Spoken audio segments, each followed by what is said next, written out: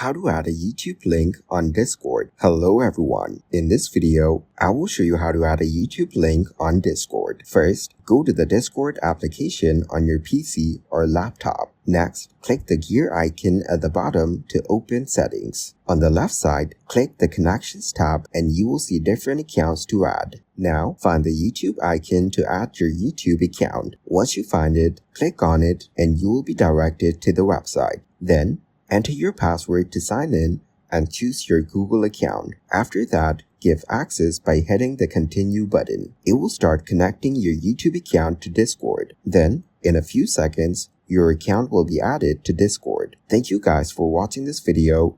Hope you got some value. Make sure to like the video and subscribe to the channel to get notified of new videos. See you in the next one.